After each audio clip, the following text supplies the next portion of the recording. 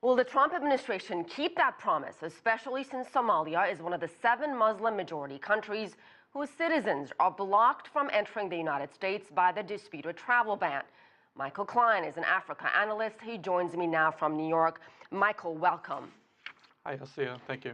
First, I want to get your reaction to Somalia being on the list of those 7 countries facing that temporary travel ban.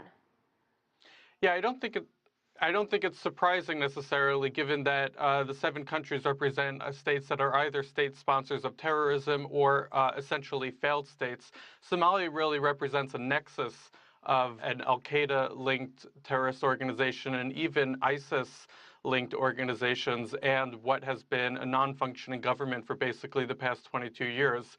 Unfortunately, there is a very significant Somali diaspora in the United States that's being separated and torn apart from their families.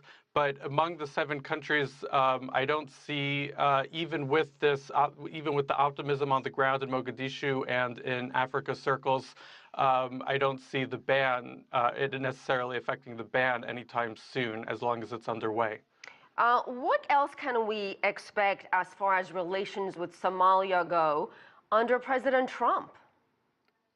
Right. Well, this unexpected result of Farmajo winning really was a boon, in that he was seen as the least corrupt as the final contenders in an election that just was staggering in terms of how open corruption was, with thousands, even millions of dollars changing hands for votes.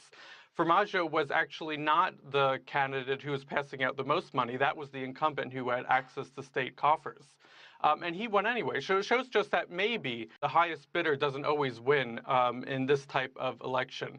And it's interesting to see how military intervention will continue to roll out. Military intervention in Somalia has been very small scale and really represented the Obama administration's strategy in intelligence-based surgical strikes that were seen to both further U.S. interests and build foreign capacity. I think when we look at what the Trump administration policy will be in this area, you have to look a bit farther down the line as to what appointments will be made in the specialized assistant secretary roles.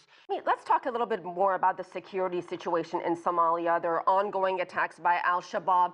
We talked about the U.S. military involvement there. Do you think it has made a difference in lessening the threat, if you will?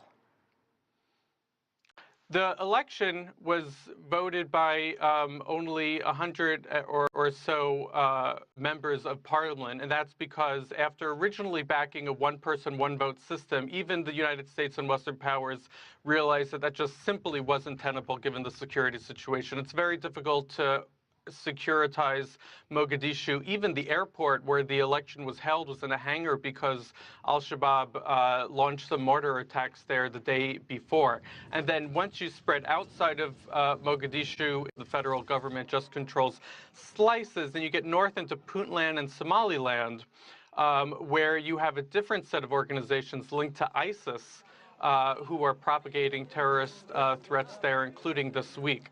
So unfortunately, although there is some cause for optimism on the political front, and as you can see in the footage in Mogadishu, you know, street scenes in Mogadishu are a lot different than the war-torn images we have of Somalia during the 90s. But reaching beyond that capital and securitizing the rest of the country will be a serious problem for this government. Michael Clyne with Venture Risk Management. Thank you so much.